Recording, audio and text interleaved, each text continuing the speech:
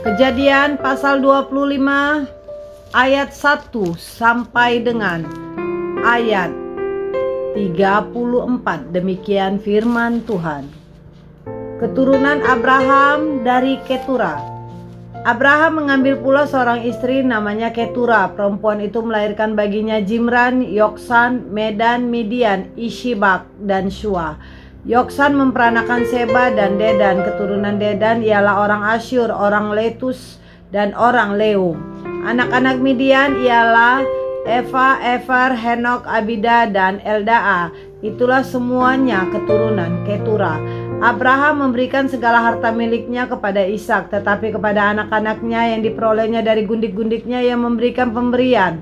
Kemudian ia menyuruh mereka masih pada waktu ia hidup meninggalkan Ishak anaknya dan pergi ke sebelah timur, ke tanah timur. Abraham meninggal dan dikuburkan.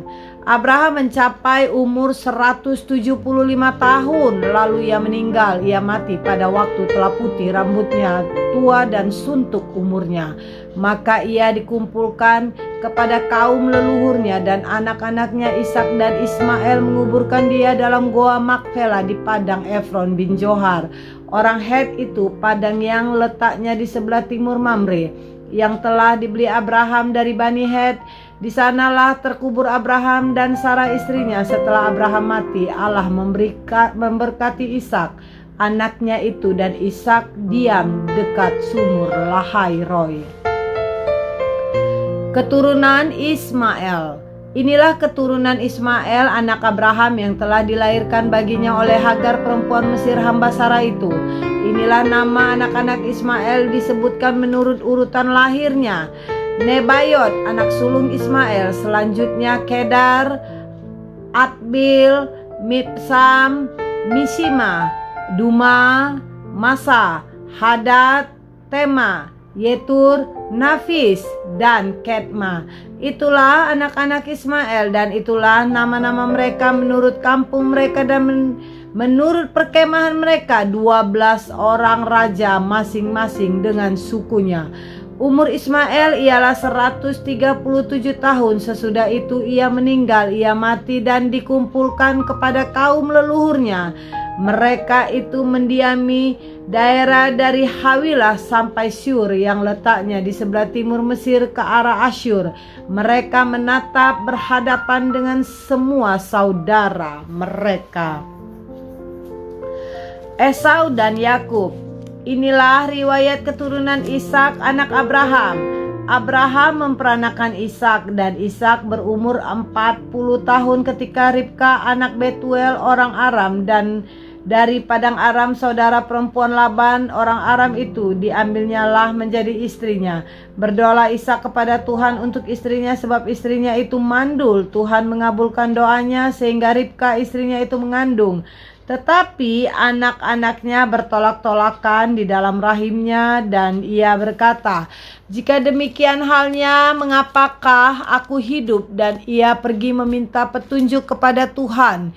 Firman Tuhan kepadanya, "Dua bangsa ada dalam kandunganmu, dan dua suku bangsa akan berpencar dari dalam rahimmu. Suku bangsa yang satu akan lebih kuat dari yang lain, dan anak yang tua akan menjadi hamba kepada anak yang muda. Setelah genap harinya untuk bersalin, memang anak kembar yang di dalam kandungannya keluarlah yang pertama, warnanya merah, seluruh tubuhnya seperti jubah berbulu, sebab itu ia dinamai Esau.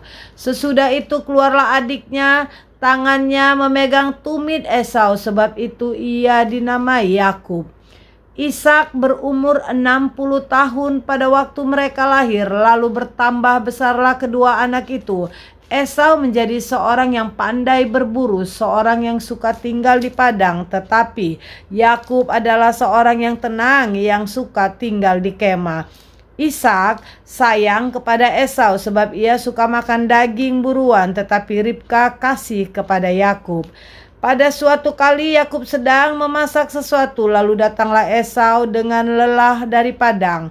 Kata Esau kepada Yakub, "Berikanlah kiranya aku menghirup sedikit dari yang merah-merah itu, karena aku lelah." Itulah sebabnya namanya disebutkan Edom. Tetapi kata Yakub, "Jualah dahulu kepadaku hak kesulunganmu," sahut Esau. "Sebentar lagi aku akan mati.